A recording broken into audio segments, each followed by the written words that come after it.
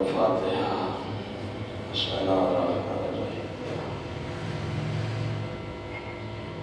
إياك نعبد وإياك نستعين.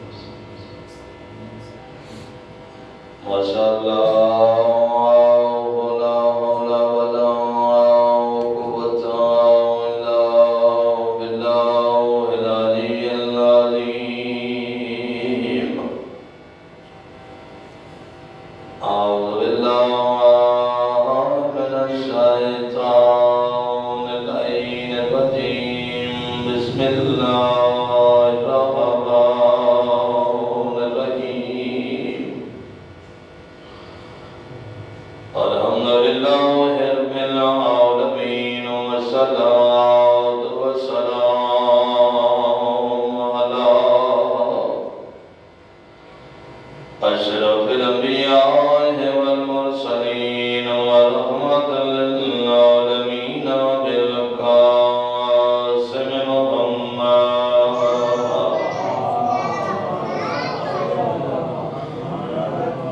وعلى آله الطيبين الطاهرين المنتجبين المنتخبين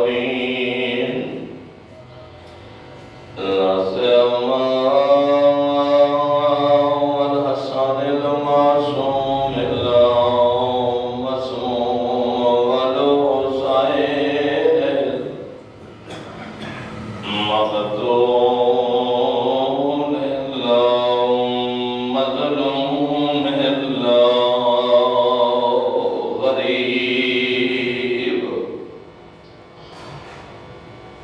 الغريب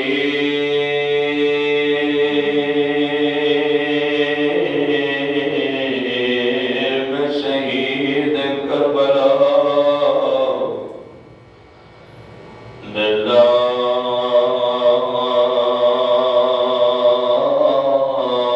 جرم ولا خطا. اما بعد،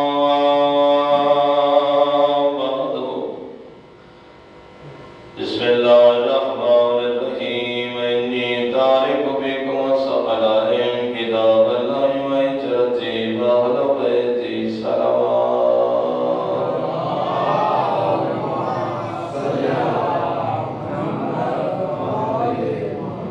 ہمارے دیگر برتر صلوات پڑھیں.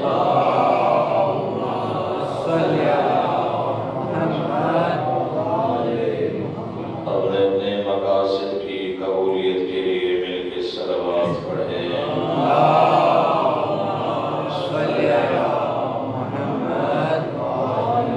اپنے اپنے مرحومین اور جملہ مومنین مرحومین کے بلندی درجات کے لیے بلند آواز سے درود پڑھیں.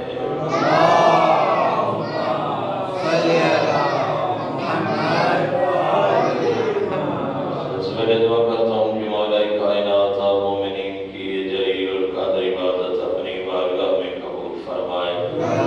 جتنا دور و نزدیک سے آپ تشریف لائے ہیں مولا ہر قدم پر آپ کے صغیرہ کبیرہ گناہ معاف فرمائے. قاریان کا اہتمام آپ مومنین کی شرکت مجاہدین کی شرکت کارواں کا اپنی بارگاہ میں قبول فرمائے. ان تمام دعاؤں کی قبولیت کے لیے مل کے صلوات پڑھیں.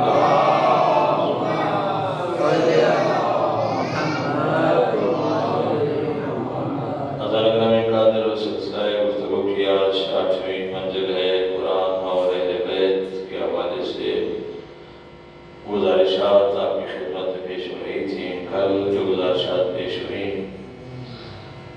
ولایت کے حوالے سے کل گزارشات ہوئی تھیں کہ عورۂ سعدیہ حجاج بن یوسف کے دربار میں کھڑے ہو کر انہوں نے علی کی ولایت پر دلائل دیے کہ ہم علی کو افضل کیوں مانتے ہیں، علی کو افضل ماننے کی وجہ کیا ہے.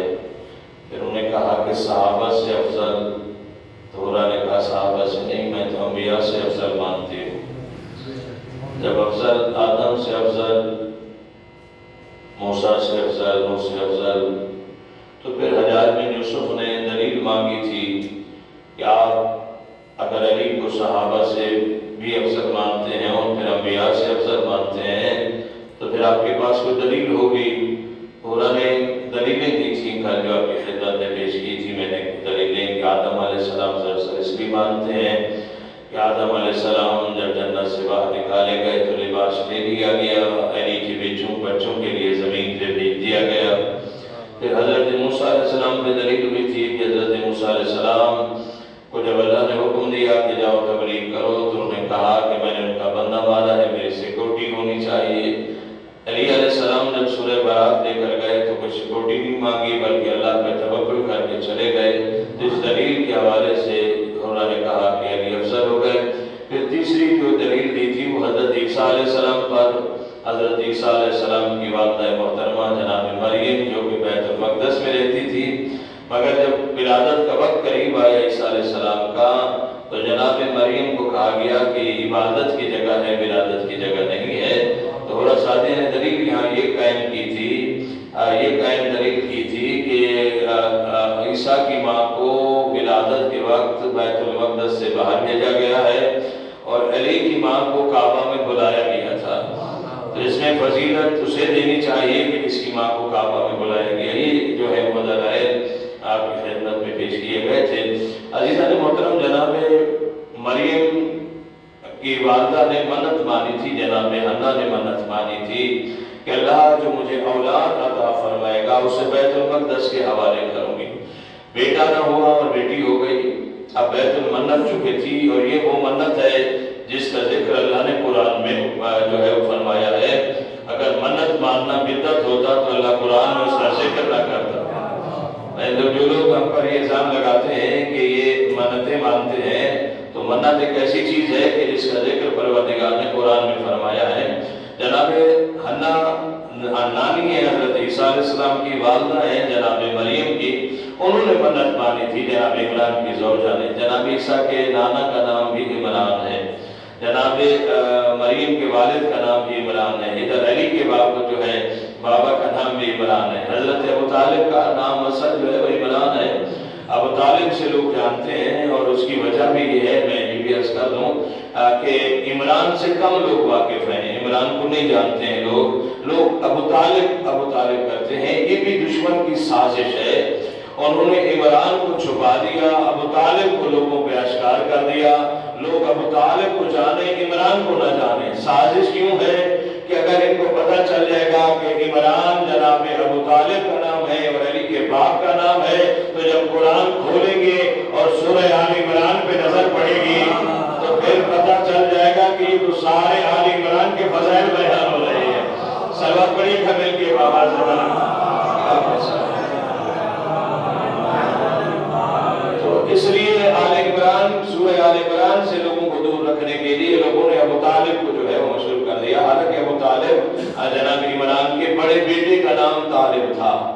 چونکہ بڑا بیٹا جب پیدا ہوتا ہے تو شریف گھر میں یہ طریقہ ہوتا ہے کہ بیویاں شوہر کو جب بلاتی ہیں تو ان کا نام نہیں لیتی ہیں، یعنی پہلے یہی ہوتا تھا، اب تو خیر نہیں ہوتا ہے، ابھی شریف گھروں میں ضرور ہوتا ہوگا، خاندان لوگ ایسے کرتے ہیں، نام نہیں لیا جاتا، لیکن عرب میں بھی یہی دستور تھا کہ بیوی شوہر کا نام نہیں لیتی تھی، جو بیٹا جو اولاد ہو جاتی تھی پھر اس کے نام سے پکارا جاتا تھا، یعنی علی کے ابا، حسن کے ابا، حسین کے ابا، جو بھی نام بچے کا ہوگا اسی حوالے سے۔ تو جناب عمران کے بڑے بیٹے کا نام طالب تھا، تو جناب فاطمہ بنت اسد جناب عمران کو جب پکارتی تھی تو وہ کہتی تھی اے ابو طالب، یعنی اے طالب کے ابا۔ تو لوگوں نے طالب کو، ابو طالب کو مشہور کر دیا اور عمران کو چھپا دیا، اس لیے کہ پتہ نہ چلے کہ اس میں فضائل کس کے بیان ہو رہے ہیں۔ دشمن نے کوشش کی ہے کہ کسی طریقے سے آل محمد کے فضائل کو جو ہے وہ چھپایا جائے، مٹایا جائے، لیکن جتنا مٹاتے چلے گئے اتنا آل محمد کے فضائل اور ظاہر ہوتے چلے گئے۔ تو عزیزان محترم، اس حوالے سے جناب عیسیٰ کے نانا کا نام بھی عمران ہے، اور جب عمران کی بات ہم کرتے ہیں تو وہ کہتے ہیں کہ یہ جناب جو ہے سرکار مولا علی کے باپ عمران کی بات نہیں ہے، بلکہ حضرت عیسیٰ علیہ السلام کے نانا جو ہے عمران ہے، اور ان کے حوالے سے سورہ آل عمران ہے۔ مسئلہ یہ ہے کہ آل کے لیے اولاد چاہیے، آل کا مطلب ہوتا ہے نسل ہونا۔ جناب عیسیٰ علیہ السلام کے نانا کے یہاں جو صرف وہ ایک ہی بیٹی تھی جناب مریم، اگر آل کہتے ہیں تو آل وہاں آپ یہ جملہ ہمارا جو وہ یاد رکھے ہوئے ہیں کہ لوگوں نے آل کو عجیب استعمال کیا ہے، عربی والے آل کو انگلش میں چینج کر دیا ہے۔ سوال بنے گا ہم کے بابا سے دنیا تو انگلش والے اور عربی والے آل میں بڑا فرق ہے۔ انگلش والے آل میں سب شامل ہوتے ہیں، لیکن جو عربی کا آل ہوتا ہے اس میں صرف اولاد شامل ہوتی ہے، کوئی اور نہیں ہوتا ہے۔ تو جناب آل عمران اگر جناب عیسیٰ کے نانا کا نام لیا جائے تو وہاں تو نسل ہی نہیں بڑھی ہے، وہاں تو جناب عیسیٰ علیہ السلام نواسا ہے، پھر بھی آپ کو ماننا پڑے گا۔ پھر ہم کہتے ہیں کہ نانا سے نسل چل جاتی ہے تو وہاں بھی آپ نہیں مانتے ہو۔ بھئی ہم جب دلیل دیتے ہیں کہ پیغمبر اسلام کی نسل جو چلی ہے وہ اپنی بیٹی کے ذریعے اللہ تعالیٰ نے چلائی ہے، تو وہاں بھی تسلیم نہیں کرتے ہو۔ اگر یہاں نہیں کرتے تو پھر وہاں کیسے؟ وہاں کہتے ہیں کہ عیسیٰ علیہ السلام جو ہے چونکہ نواسے ہیں عمران کے، ان کی بیٹی جو ہے وہ جناب حنا ہے، حنا کی بیٹی جناب مریم، جناب مریم کے والد جو ہے وہ جناب عمران ہے، حنا کے والد شوہر ہے، جناب مریم کے جو ہے والد ہے، اور جناب عیسیٰ کے جو ہے وہ نانا ہے۔ تو اس حوالے سے بھی دیکھا جائے تو آل جو چل رہی ہے وہاں بھی جو ہے وہ نواسے کے ذریعے جو ہے پروردگار نے جاری فرمایا۔ لیکن حضرت عیسیٰ علیہ السلام پہ آ کے یہ آل ختم ہو گئی، اس لیے کہ عیسیٰ علیہ السلام نے شادی نہیں کی، عیسیٰ علیہ السلام کی اولاد ہی نہیں ہے، چوتھے آسمان پر موجود ہے، انہوں نے شادی نہیں کی۔ جب شادی نہیں کی تو نسل آگے نہیں بڑھی، جب نسل آگے نہیں بڑھی تو پھر آل کہاں سے آ گئی؟ آل صرف یہی نظر آتی ہے کہ محمد مصطفیٰ کے نواسے ہیں اور اسی سے آل پروردگار نے آگے بڑھایا۔ صلوات پڑھیے گا مل کے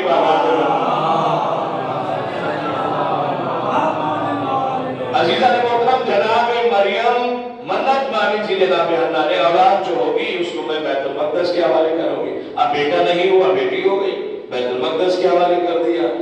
سرکار زکریا کو ذمہ داری دی گئی۔ حضرت زکریا نبی ہیں، حضرت زکریا جو ہے وہ خالو بھی رکھتے ہیں، جناب سرکار جو ہے مریم سلام اللہ علیہ کے خالو بھی رکھتے ہیں۔ تو انہوں نے جو ہے یہ ذمہ داری لی تھی جناب زکریا نے کہ ان کی پرورش میں کروں گا، لیکن پروردگار نے کہا کہ چونکہ معصومہ بھی ہیں تو ان کا گھر نہیں لے جانا، بیت المقدس کے اندر ہی کمرہ بنا دیا۔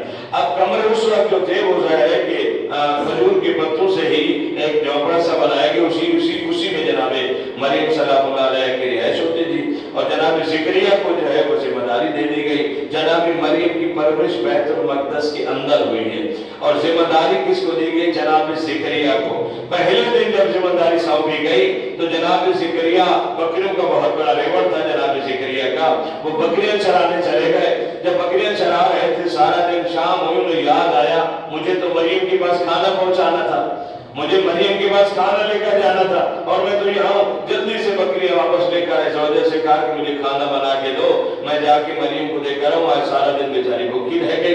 کھانا لے کر جب جناب زکریا پہنچے ہیں اور آ کر تالا کھولا، دیکھا تو جناب مریم کے پاس پہلے سے دسترخوان سجا ہوا ہے، جناب مریم پہلے سے ہی کھانا تناول فرما رہی ہیں۔ جناب زکریا نے کہا کہ مریم یہ کہاں سے آیا ہے؟ کہا کہ اللہ کی طرف سے ہے، ھذا من فضل ربی، یہ اللہ کی طرف سے آیا ہے۔ تو جناب عیسیٰ علیہ السلام زکریا علیہ السلام نے بارگاہ رب العزت میں عرض کی، میرا اللہ کیا میں ایک بچی کو ایک وقت کا کھانا نہیں کھلا سکتا تھا؟ یہ تمام تو نے خود کیوں کیا ہے؟ میں کھانا لاتا کھلا دیتا، تو نے کھانا کیوں بھیجا ہے؟ آپ دلیل سنیے گا، چونکہ کل بھی دلیل سنی ہم نے، یہ دلیل بھی سنیے گا۔ جناب زکریا نے کہا میرا اللہ میں ایک بچی کو کھانا نہیں کھلا سکتا تھا، تو نے تمام کیوں کر دیا؟ آواز قدرت زکریا، چونکہ مریم ہے معصومہ، میں چاہتا ہوں معصومہ غیر معصوم کے گھر کا کھانا نہ کھائے۔ توجہ فرمائے کہ اب جناب زکریا خود تو معصوم ہے، جناب زکریا تو نبی ہے، نبی تو معصوم ہوتا ہے۔ کہا پروردگار میں تو نبی ہوں، کہ تو نبی ہے، تو معصوم ہے، لیکن تیری زوجہ تو معصومہ نہیں ہے۔ میں تیری زوجہ کھانا بناتی تو لے کر آتا، غیر معصومہ کے ہاتھ کی بنی ہوئی روٹیاں معصومہ کھاتی، میں اللہ یہ برداشت نہیں کر سکتا تھا کہ کسی غیر معصوم کے ہاتھ کی بنی ہوئی روٹی معصومہ کھائے۔ تو آپ مجھے کہنے دیجئے گا، جو اللہ جناب مریم کو زکریا کی زوجہ کے ہاتھ کی روٹی نہیں کھانے دے رہا اس لیے کہ وہ غیر معصومہ ہے، مجھے نہیں پتا وہ پروردگار 14 سال تک محمد مصطفیٰ جناب ہم تعالیٰ کے دسترخوان پر حاضر ہے، کیوں اللہ خاموش رہا ہے؟ सलवात पढ़िएगा मिलके आवाज है बड़ा। मौला को सलामत रखे। जनाब फातिमा बिन्त असद के हाथ की रोटियां जनाब सरकार की सानत नाक खाते रहे। अल्लाह का कानून है कि मासूम गैर मासूमा के हाथ की बनी हुई रोटी नहीं खाएगा। और मेरे नबी का अबू तालिब के दस्तरखान में खाना खाना, जनाब फातिमा बिन्त असद के हाथ की बनी हुई रोटियां खाना, इस बात की दलील है कि जैसे मोहम्मद मासूम है वैसे अबू तालिब भी मासूम है, फातिमा बिन्त असद भी मासूमा है। सलावत पढ़िएगा बिल्कुल बाबा।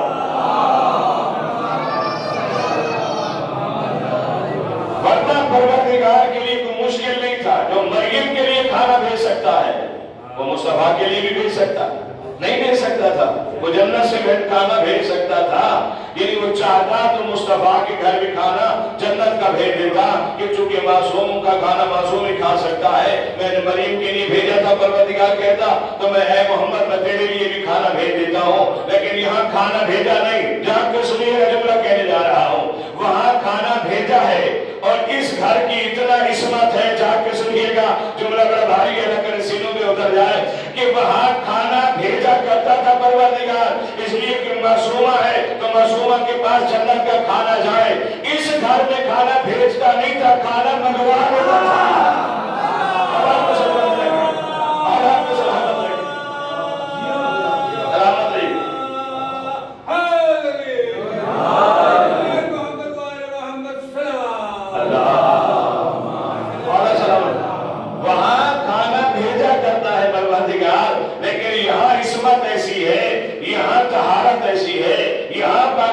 ऐसी है जो फरिश्ता वहां खाना देने आता था वो यहाँ से खाना लेने आता था।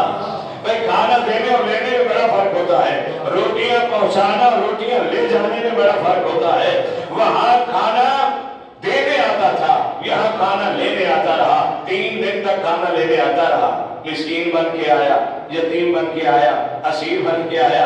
भाई 3 दिन खाना लेने के लिए आया। एक दिन आया मिस्कीन, एक दिन आया यतीम, दूसरे दिन आया असीर। अंदर से खाना यतीम को भी भेजा गया, मिस्कीन को भी भेजा गया, असीर को भी भेजा गया। याद रखिएगा अंदर से जो रोटियां भिजवा रहा है उससे नहीं पता भेष बदल के आने वाला कौन है। का वाला को सलामत रखे। क्या अली को नहीं पता था कि जो यतीम बन के आ रहा है, जो मिस्कीन बन के आ रहा है, जो असीर बन के आ रहा है वो कौन है? अली नहीं जानते होंगे, यकीनन अली जानते थे, लेकिन फिर भी अली ने रोटियां दे के बता दिया कि ये वो दर है यहाँ जो लेने आए मोहताज ना भी हो खाली हाथ नहीं जाता है। हाथ फैला दे और सलामत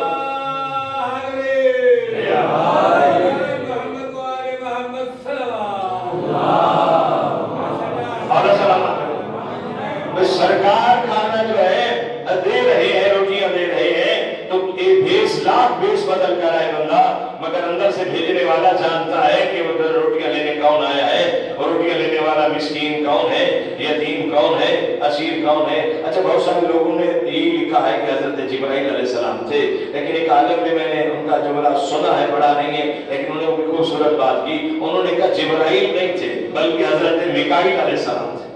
यानी तवज्जो फरमाइएगा, हजरत हर आज तक आप यही सुनते रहे जिब्राइल, और मैंने पढ़ा भी जिब्राइल है और कई मरतबा मजलिस से भी मैंने बयान जिब्राइल किया है, लेकिन एक आलिम ने उसकी दलील दी है, इसलिए मैं दलील चूंकि अच्छी है इसलिए मैं बयान कर रहा हूँ। उन्होंने कहा कि मिकाईल अलैहिस्सलाम थे, जिब्राइल अलैहिस्सलाम नहीं थे। मैंने कहा मिकाईल अलैहिस्सलाम क्यों थे? कहा मिकाईल अलैहिस्सलाम का काम है, हर फरिश्ते की ड्यूटी है, कोई जो है हजरत जिब्राइल का काम कुरान लाना है, हजरत इसराफील का काम है रूह फूंकेंगे, हजरत इस्राईल अलैहिस्सलाम जो है रूह कब्ज करने के लिए, तो मिकाईल अलैहिस्सलाम का काम है रिस्क बांटना। ये दुनिया में जितना रिस्क बांटता है, का अल्लाह ने मिकाईल को भेजा इस दरवाजे पे, जाओ रोटियां लेकर इस दरवाजे पे, इस दरवाजे पे जाओ रोटियां लेकर आओ। मिकाईल अलैहिस्सलाम भेष बदल के आए, कभी मिस्कीन बन के आए, कभी यतीम बन के आए, असीर बन के आए। इसलिए कहा परवरदिगार ने मिकाईल को भेजा कि कायनात में चूंकि रिस्क बांटता है तो कहीं इसके अंदर गरूर ना आ जाए, तकब्बुर ना आ जाए कि मैं रोटियां भेजता हूँ, मैं रोटियां तकसीम करता हूँ, तो एक दरवाजे पे से रोटियां मंगवा के इसको बता देते हैं कि बेशक कायनात से मांगता है मगर अली के दर से मांगने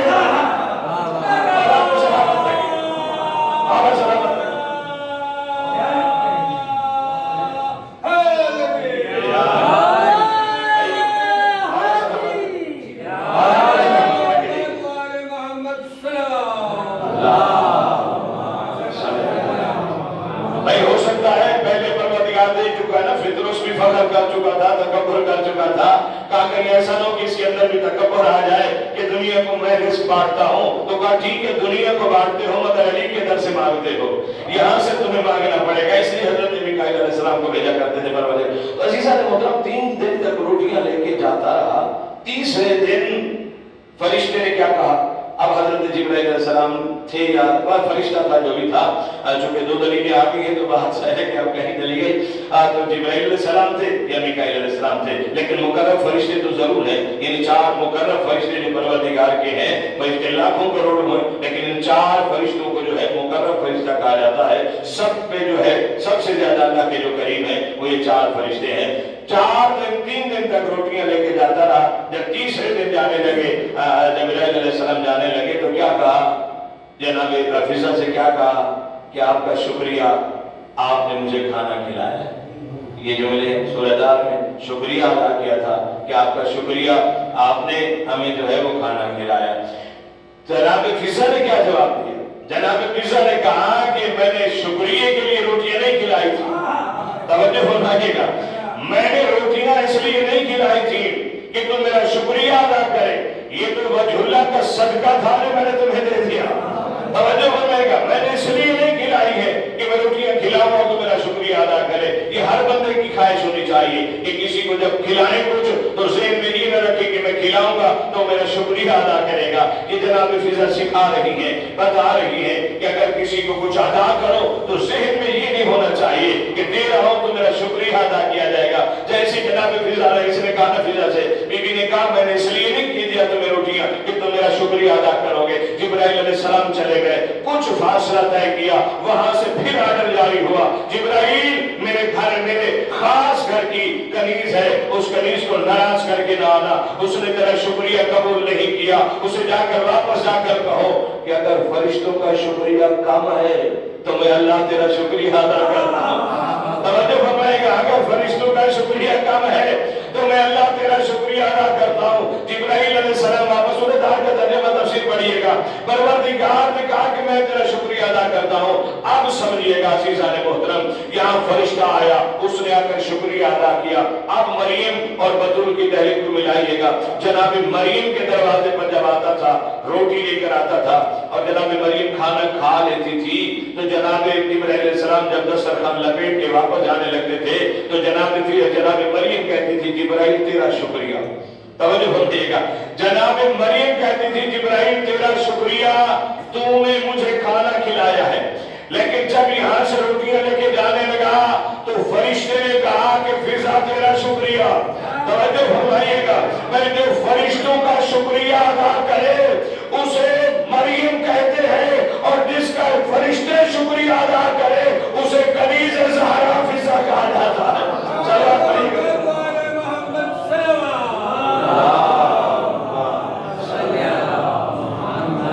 سلامت رہیے گا، فرشتے نے شکریہ ادا کیا۔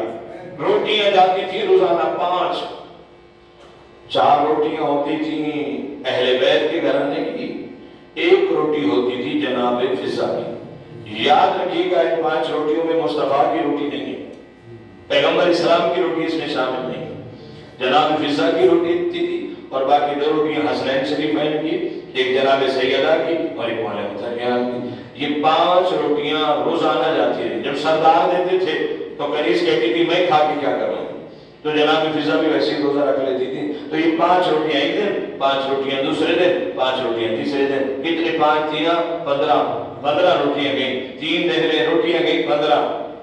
سورہ دہر نازل ہوا، 31 آیتیں ہیں سورہ دہر کی، توجہ فرمائیے گا، اگر 30 پہ بھی تقسیم کریں تو 1 روٹی کے بدلے میں 2 آیتیں بنتی، توجہ فرمائیے گا، 1 روٹی کے بدلے میں 2 آیتیں بنتی ہیں، یعنی 31 ہے، ہم 30 پہ بھی تقسیم کریں تو 15 روٹیاں ہیں اور 30 آیتیں ہیں، 31 ہے مگر ہم 30 پہ تقسیم کر رہے ہیں تو 2 آیتیں 1 روٹی کے بدلے میں۔ اب سمجھیے گا آیت کا وزن میں بتانا چاہ رہا ہوں کہ آیت کا وزن کتنا ہوتا ہے۔ یہاں روٹی کے بدلے میں 2 آیتیں آ رہی ہیں، آئیے میں بتاؤں آیت کا وزن کتنا ہے، آیت کی اہمیت کتنا ہے۔ ایک نبی ہے حضرت یوسف علیہ السلام، بازار مصر میں بک رہے ہیں، حضرت یوسف علیہ السلام فروخت ہو رہے بازار مصر میں، خریدار ہے مصر کا بادشاہ، وہ خریدنا چاہ رہا ہے۔ تعین ہوا کہ ترازو لگایا جائے، ایک پلڑے میں یوسف کو بیٹھایا جائے،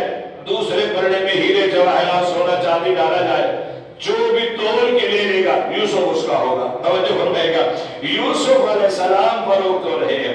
بھئی یوسف علیہ السلام کو نہیں جانتے؟ نہیں جانتے؟ سارا حد کر لیں۔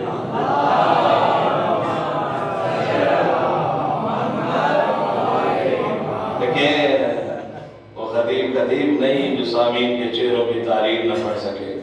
میں آگے چلا گیا تو آپ بہت پیچھے رہ گئے تھے، تو میں نے کہا ساتھ لے کے چلوں، مسا تب ہے تو آپ میرے ساتھ ساتھ چلیں تاکہ بات واضح ہو سکے۔ یوسف علیہ السلام حسین ترین انبیاء کی جب مثال دی جاتی ہے تو یوسف کا نام آتا ہے۔ مسلمان جب نبی کے حسن کی مثال دیتے ہیں تو کہتے ہیں میرا نبی ایسے حسین تھا جیسے یوسف حسین تھا۔ خدا کی قسم تعریف نہیں ہو رہی ہوتی، توہین ہو رہی ہوتی۔ توجہ فرمائے گا، اس لیے دنیا کو بتانا چاہتے ہیں بل ضرور پاس کراؤ، مگر یہ دیکھو کہ عزت کسے کہا جاتا ہے، توہین کسے کہا جاتا ہے۔ تمہیں ابھی تک پتہ نہیں ہے کہ عزت کس چیز کا نام ہے اور توہین کس چیز کا نام ہے۔ پہلے اس چیز کا جو ہے اس چیز کو مقرر کرو، پھر بل پاس کراتے رہو۔ ہمیں اس بات سے کوئی اعتراض نہیں ہے، بل پاس ہونے چاہیے، لیکن عزت کا بھی پتہ ہونا چاہیے۔ جب تک کسی کی عزت کا پتہ نہ ہو توہین کا اندازہ نہیں لگایا جا سکتا۔ توجہ فرمائیں کہ ہمارے جو معیار ہے عزت کا بڑا بلند ہے، پہلے اس عزت کو مقرر کرو، پھر اس کے بعد آپ بے شک بل پاس کرو۔ انبیاء کے ساتھ کھڑے ہوئے ہوں گے لیکن پھنسے گی آپ خود ہی یاد رکھیے گا، اس لیے کہ وہ سے تو بولو کہ توہین ہم نہیں کر رہے، مگر آپ کی کتابیں جو ہے نا وہ جلانی پڑ جائیں گی۔ صلوات پڑھیے گا مل کے بابا سے بات۔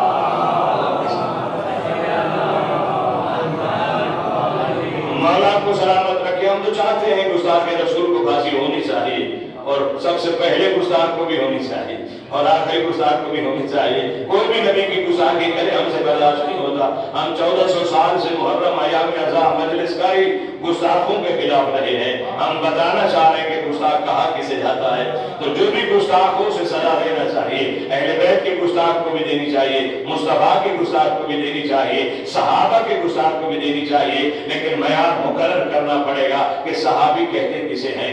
آپ کے نزدیک ہے صحابی اسے کہتے ہیں جو نبی کو دیکھ لے۔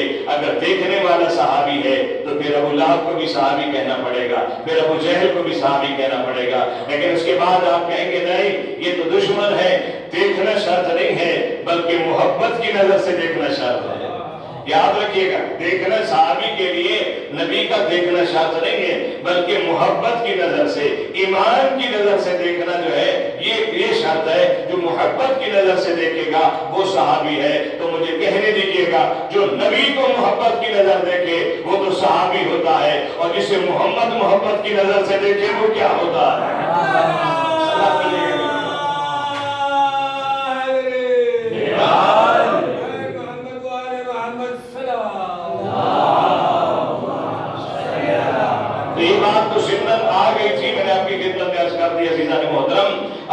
جناب سرکار یوسف علیہ السلام کا حسن جو ہے وہ بڑا مشہور تھا۔ لوگ مشہور مطلب میرے نبی کے اگر حسن کی مثال دیتے ہیں تو کہتے ہیں ایسے نبی حسین تھے جیسے یوسف حسین تھا۔ میں نے عرض کیا نا کہ میرے یوسف میرے نبی کی تعریف نہیں ہو رہی، مصطفیٰ کی تعریف نہیں ہو رہی، بلکہ توہین ہو رہی ہے۔ کہاں میرے نبی کا حسن، کہاں یوسف کا حسن۔ یوسف کے پاس جو حسن ہے وہ میرے نبی کا اتارا ہوا صدقہ ہے۔ توجہ فرمائیے گا، وہ اتارا ہوا صدقہ ہے۔ یہ بات خود یوسف نہیں مان رہے، میں توجہ فرمائیے گا، حضرت یوسف علیہ السلام یہ بات تسلیم کر رہے ہیں کہ میں محمد کے سامنے کچھ حسین نہیں ہوں، اس لیے کہ جناب زلیخا جب آئی تھی نا یوسف کے بعد، جب یوسف جو ہے عزیز مصر بن گئے تھے تو جناب زلیخا ملنے کے لیے آئی تھی، پروٹوکول نے روک لیا۔ بادشاہوں کا پروٹوکول ہوتا ہے، اب تو مولویوں کا بھی ہوتا ہے، پہلے صرف بادشاہوں کا ہوتا تھا، سیاستدانوں کا ہوتا تھا، اب مولویوں کا پروٹوکول بھی اتنا ہوتا ہے کہ مومن بیچارہ مولوی سے ہاتھ بھی نہیں ملا سکتا ہے۔ تو یہ پروٹوکول بھی ختم ہونے چاہیے تاکہ بات جو ہے عوام کی رسائی جو ہے وہ علماء تک ہو، علماء اپنا ان کے سامنے جا کر مسائل بیان کر سکیں، علماء ان سے جا کر مل سکیں، ان کی صحبت میں بیٹھ سکیں، ان سے کچھ پریشانیوں کا حل تلاش کر سکیں۔ بھئی بات ملے گی تو بات ہوگی، اگر پروٹوکول رہے تو پھر کیسے پتہ چلے گا؟ رحمت للعالمین کے بعد جب لوگ آتے پوچھتا تھا کہ یہاں اس شہر کا سردار کون ہے، بادشاہ کون ہے. لوگ کہتے تھے وہ صحابہ کے ساتھ جو بوریت میں بیٹھا ہوا ہے یہی محمد مصطفیٰ ہے، یہی سردار ہے. چہرے کا نور تو بتاتا تھا لیکن غرور اور تکبر کی کوئی ایسی کیفیت نہیں تھی، بلکہ عاجزی سے انہیں کے ساتھ بیٹھے ہوئے کھانا بھی تناول فرما رہے ہوتے تھے. تو یہ سیرت مصطفیٰ ہے. سیرت مصطفیٰ کا درس دیں گے تو اس کا اثر اس وقت ہوگا جب خود عمل کریں گے. صلوات پڑھیے گا مل کے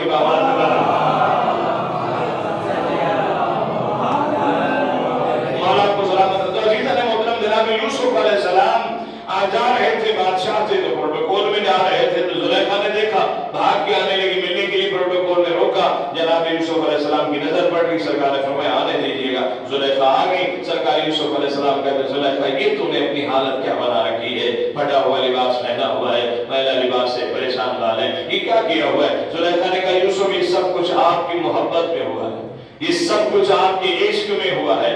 جب اس نے کہا آپ کی محبت اور آپ کے عشق میں ہوا ہے، بے ساختہ یوسف علیہ السلام کے منہ سے نکلا زلیخا یہ تو نے میرا حسن دیکھا ہے، کاش تو آخری نبی محمد مصطفیٰ کو دیکھتی. اب جب ہم نے کہا آخری نبی کو دیکھتی پھر تجھے اندازہ ہوتا کہ حسن کیا ہوتا ہے. جیسے آخری نبی محمد مصطفیٰ کا نام لیا، وہ زلیخا جو ملنے آ رہی تھی وہیں سے پیچھے ہٹ گئی. کہتی یوسف جاؤ، اب میرے دل میں محمد کی محبت آ گئی ہے، اب تیری محبت ختم، تیرا عشق ختم، میرے دل میں مصطفیٰ کی محبت آ گئی ہے. کہ وہ کیسے؟ کہ جس کا نام اتنا حسین ہے وہ خود کتنا حسین ہوگا.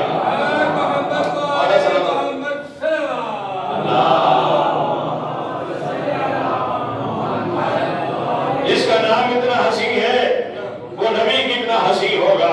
ادھر سے جناب زلیخا یہ کہہ کے چلی، چند قدم چلی ہی تھی، وہاں سے فوراً جبرائیل علیہ السلام حکم لے کر آئے، میرا محبوب نبی یوسف جلدی کر دعا مانگ، میں اس کی جوانی واپس لوٹانا چاہتا ہوں. ہاتھ بلند کرو، دعا مانگو، میں اس کی جوانی واپس لینا چاہتا ہوں، رانائی واپس لینا چاہتا ہوں، شباب واپس لینا چاہتا ہوں. آج آپ یہ سنجر کے اس امام بارگاہ میں بیٹھ کے ہم بارگاہ رب العزت میں عرض کرتے ہیں میرا اللہ یہ جوانی یوسف نے نہیں دینی، تو نے دینی ہے. یہ رانائی یوسف نے نہیں دینی، تو نے دینی ہے. یہ شباب یوسف نے نہیں دینا، یہ تو نے دینا ہے. جب تو نہیں دینا ہے تو پھر یوسف سے دعا منگوانے کی ضرورت کیا ہے؟ بھائی رانائی دے دیتا، حسن دے دیتا، شباب دے دیتا، جوانی دے دیتا، یہ دعا منگانے کی ضرورت کیا ہے؟ تو اللہ کہے گا مولانا یہی تو دنیا والوں کو سمجھانا ہے کہ بے شک سب کچھ ہم دیتے ہیں مگر نبی کے وسیلے کے بغیر کچھ بھی نہیں دیتے ہیں. دیتے ہم ہیں.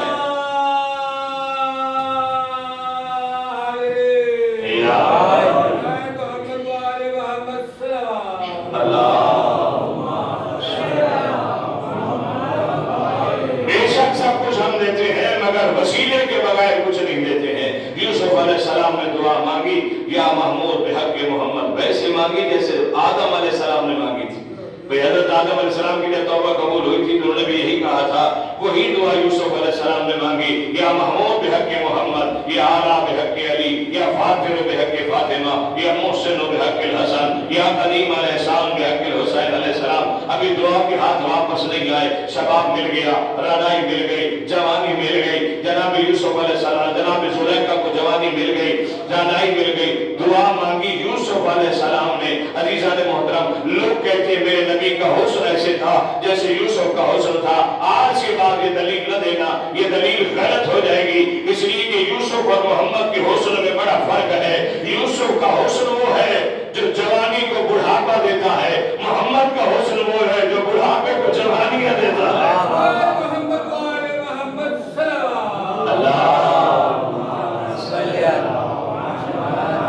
تو بات طے ہو گئی. عزیزان محترم یوسف علیہ السلام سمجھ میں آ گئے، آپ نے خود مانگا تھا یہ دلیل اس لیے ورنہ میں چھوڑ رہا تھا یہ پہلو. یوسف علیہ السلام اس ہستی کا نام ہے، بازار مصر میں بک رہے تھے.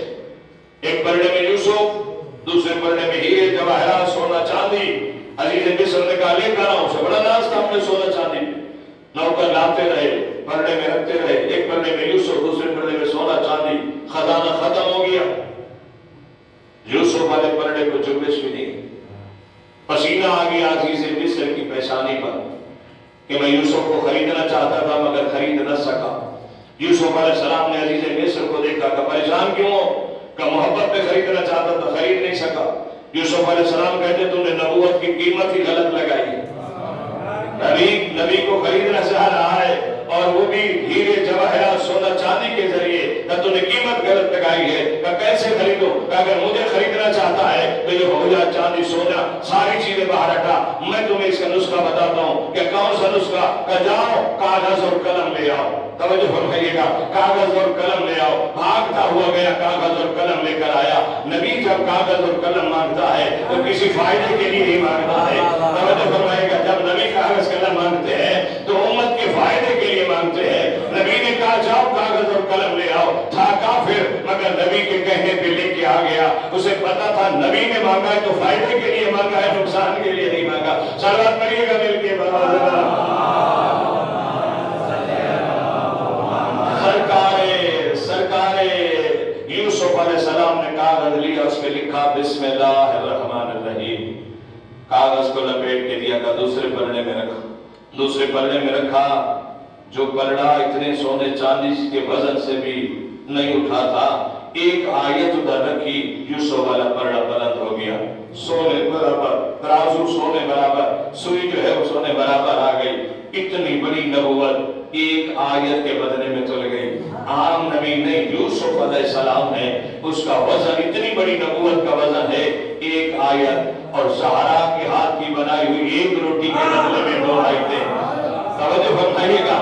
ہمیں اپنی منزل تک پہنچنا تھا کہ ایک روٹی کے بدلے میں 2 آیتیں. جو ہر بیوی نے روٹیاں بنا کر دی ہے, ایک روٹی کے بدلے میں 2 آیتیں. وہاں اتنی بڑی نبوت اور ایک آیت. یہاں سرکار سیدہ کے ہاتھ کی بنی ہوئی روٹی اور 2 آیتیں. آج کے بعد نہ کہنا کہ سب اس کا جو ہے فلاں جیسے ہیں اور فلاں جیسے ہیں. جب اتنی بڑی نبوت زہرا کے ہاتھ کی بنی ہوئی روٹی کا مقابلہ نہیں کر سکتی تو علی کے, زہرا کے شوہر علی کا کوئی کیسے مقابلہ کر سکتا ہے؟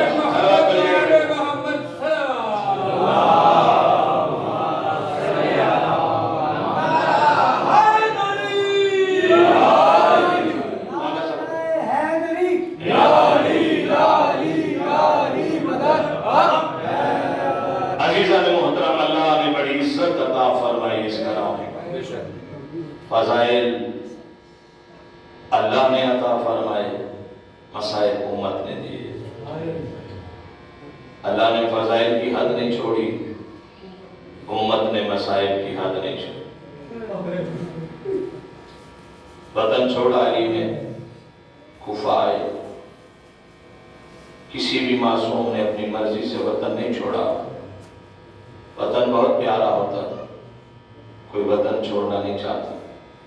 علی نے بھی مدینہ اپنی مرضی سے نہیں چھوڑا, مسلمانوں نے رہنے نہیں دیا.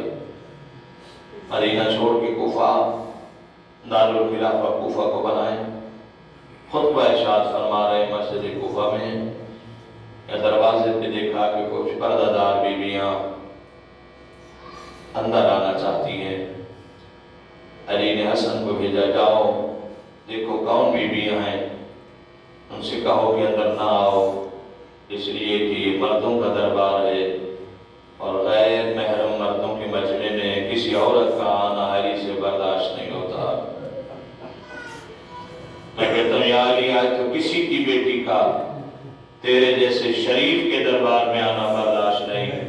اللہ جانے یہ کوفہ ہوگا, تیری زینب, تیری ام کلثوم, تیری رقیہ, وہ بیویاں جو دامن کے روزے تک رات کے اندھیرے میں جاتی تھیں, وہ دن کی روشنی میں بغیر چادر کے کھڑی ہوں.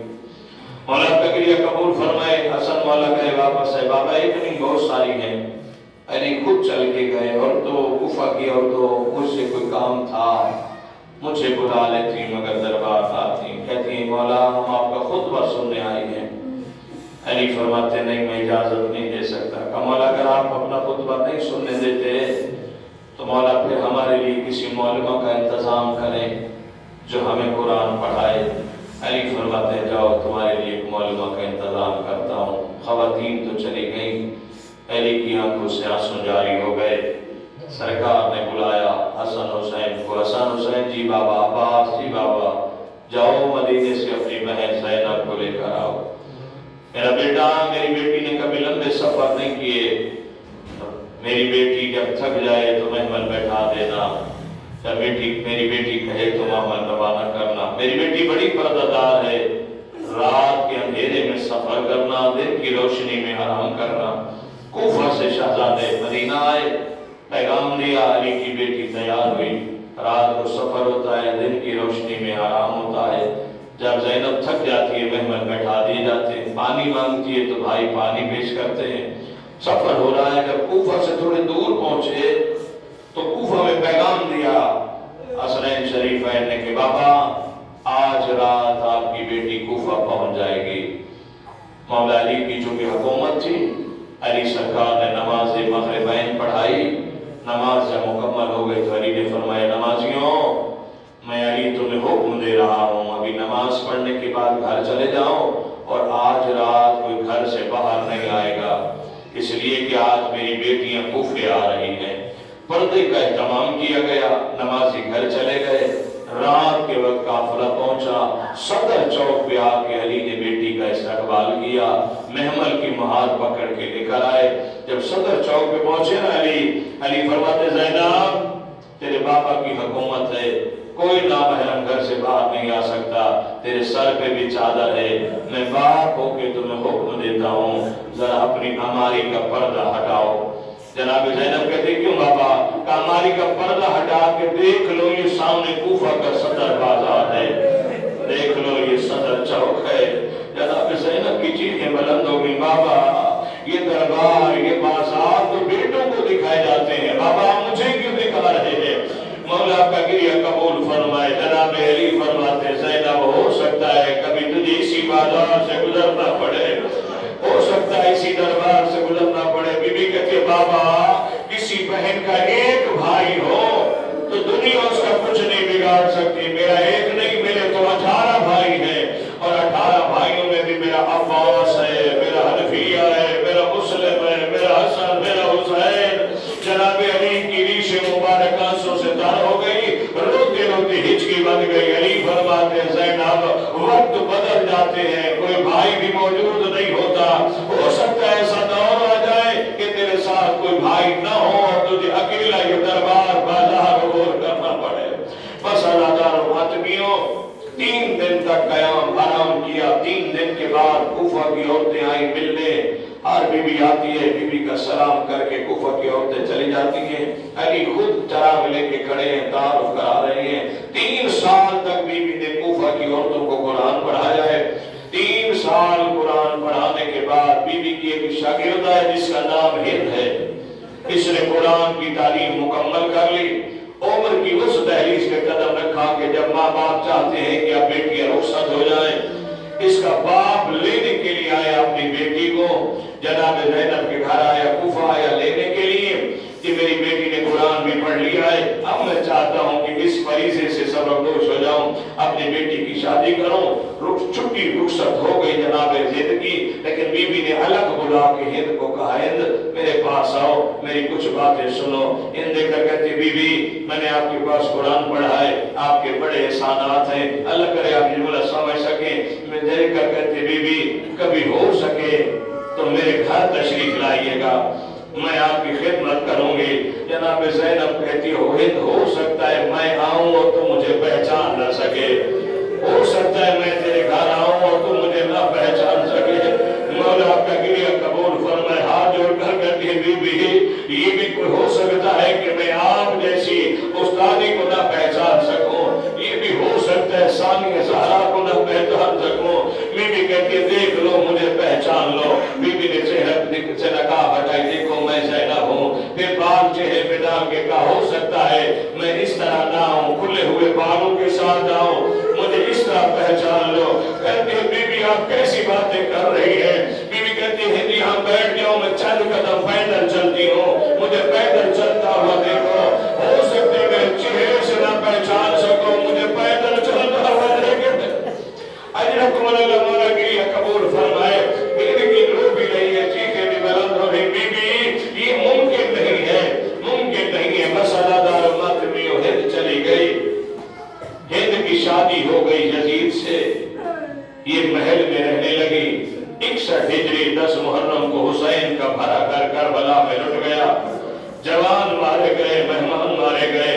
علی کی بیٹی بن بلانے اونٹوں پہ سفر کرتی ہوئی کوفہ کے صدر چوک پہ پہنچی ہے. یاد آ گیا در و دیوار کو دیکھ کے. سید سجاد سے کہتی ہے سجاد پہلے تو جتنے شہر آئے ہیں وہ میں نے نہیں دیکھے تھے، لیکن یہ جگہ لگتا ہے کہ میں نے پہلے کبھی دیکھی ہے. یہ کون سا شہر ہے؟ جناب سجاد کہتے ہیں بھوپی اماں یہ تیرے بابا علی کا شہر کوفہ ہے. اماں جہاں شہزادی بن کے آئی تھی دادا علی نے تجھے کہا تھا پہچان لو یہ کوفہ کا صدر چوک ہے. اماں پہچان لو یہ وہی بازار ہے جو دادا علی تعارف کرا رہے تھے. بس دار کوفہ شام کا بازار دربار زیدان شام میں 1 سال بیویاں رہی ہیں. ایک دن ہند سودا یزید ہے محل میں، ہند یزید بھی رہتا ہے، ہند بھی محل میں رہتی ہے. قریبی قید خانے میں پردہ دار بیویاں رہتی ہیں. ایک دن ہند یزید سے کہتی ہے مجھے یہ بتا کہ یہ قیدی کون ہے؟ کہتا ہے باغی ہے.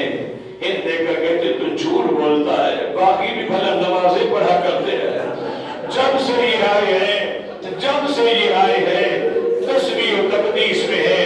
میں دیکھتی ہوں قیام میں ہے، کبھی رکوع میں ہے، کبھی سجدے میں ہے، کبھی قرآن کی تلاوت کر رہے ہیں. ان دیکھ کر کہتی ہے یزید ان قیدی بیویوں میں ایک بیوی ہے جو قرآن پڑھتی ہے، اس کی آواز میرے کانوں تک پہنچتی ہے. مجھے ایسے لگتا ہے جیسے میری مرشدادی زینب قرآن پڑھ رہی ہے. اس کا لب و لہجہ علی کی بیٹی سے ملتا ہے. دیکھ کر کہتے اگر تمہیں ایسا ہے تو جا کر مل لینا. ساری رات تڑپتی رہی، کروٹیں بدلتی رہی ہے کہ صبح کب ہوگی، کب جا کر میں علی کی بیٹیوں کو سے ملاقات کروں گی. جب صبح ہوئی نماز فجر ادا کرنے کے بعد پردے کا اہتمام کیا گیا، قناتیں لگنا شروع ہو گئی. پوچھا گیا کس کے لیے لگ رہی ہے؟ آواز آیا یزید کی زوجہ قید خانے میں قیدیوں سے ملنے آ رہی ہے، اس کے لیے پردے کا انتظام کیا جا رہا ہے. ازدار ماتمی یہ آواز جناب فضا نے سنی، رو کر کہتے میرا اللہ حالات کیسے بدل جاتے ہیں. جو پردے کی وارث ہے وہ بغیر چادر کے بیٹھی ہے، کنیز کے لیے قناتیں لگائی جا رہی ہے. تھوڑی دیر گزری ایک خوبصورت کرسی آ کر زیدان میں رکھی گئی. جناب زینب سید سجاد سے کہتے ہیں سجاد یہ کرسی کس کے لیے رکھی گئی ہے، کون آ رہا ہے؟ جناب سجاد کہتے ہیں بھوپی اماں جس ہند نے آپ کے پاس کوفہ میں قرآن پڑھا تھا نا وہ یزید کی زوجہ ہے. آج آپ قیدیوں سے ملنے قید خانے میں آ رہی ہے. جناب زینب نے جب سنا کہتے ہیں سجاد دعا مانگو ہند کے آنے سے پہلے مجھے موت آ جائے، میں مر جاؤں. پھر اماں تم نے کربلا میں موت کی دعا نہیں مانگی، اماں تم نے شام کے بازار میں موت کی دعا نہیں مانگی، اب آپ کی دعا مانگ رہی ہو. بی بی کہتے سجاد جب ہند میرے پاس قرآن پڑھتی تھی نا، ہر روز قرآن جب ختم ہو جاتا پڑھ لیتی تھی تو میں اسے کہا کرتی تھی کہ کبھی کسی نامحرم کے سامنے بغیر چادر کے نہ آنا. سجاد اب ہند آ رہی ہے، اس کے سر پہ چادر ہے، میرے سر پہ چادر نہیں ہے. سجاد مجھے موت آ جائے. بس تھوڑی دیر گزری یزید کی زوجہ زیدان میں آئی، کرسی پہ آ کر بیٹھ گئی. کتنے حالات بدل جاتے ہیں. کنیز کرسی پہ بیٹھی ہے، زہرا زادیہ خواب پہ بیٹھی ہے. کافی دیر کرسی پہ بیٹھ کے آل محمد کے فضائل پڑھتی رہی. کہتی ہے قیدیوں بڑا خوبصورت قرآن آپ پڑھتے ہیں. یہ جو قرآن آپ پڑھتے ہیں نا یہ میرے نبی حضرت محمد مصطفیٰ پر نازل ہوا ہے. میرے محمد مصطفیٰ نبی کی ایک اکلوتی بیٹی ہے جس کا نام فاطمہ ہے. فاطمہ کی ایک بیٹی ہے جس کا نام زینب ہے. میں نے قرآن اسی سے پڑھا ہے. جب آپ قرآن پڑھتے ہیں مجھے ایسے لگتا ہے جیسے میری استانی قرآن پڑھ رہی ہو. اور آپ کا گریہ قبول فرمائے. کافی دیر تک یہ کرسی پہ بیٹھ کے باتیں کرتی رہی ہے. کافی دیر کے بعد کرسی پہ بیٹھی ہوئی ہند کی نظر خواب پہ بیٹھی ہوئی زینب پہ پڑی. جناب زینب پہ اس کی نظر پڑی. مولا آپ کا گریہ قبول فرمائے. عالیہ پہ اس کی نظر پڑی ہے. دیکھ کر کر کے کہتے تیرا نام کیا ہے؟ بی بی خاموش. ہند دیکھ کر کہتی ہے کہتے میں پوچھ رہی ہوں تیرا نام کیا ہے؟ ادادار ماتنی جناب زینب خاموش. ہند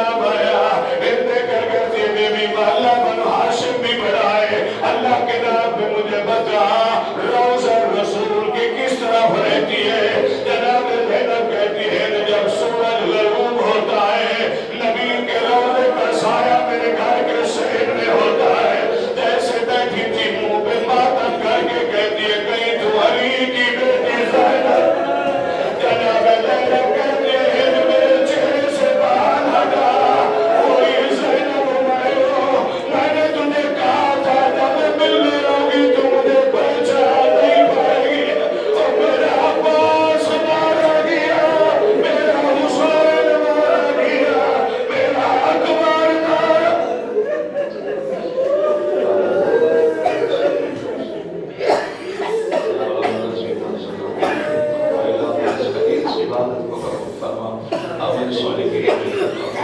ماتم حسین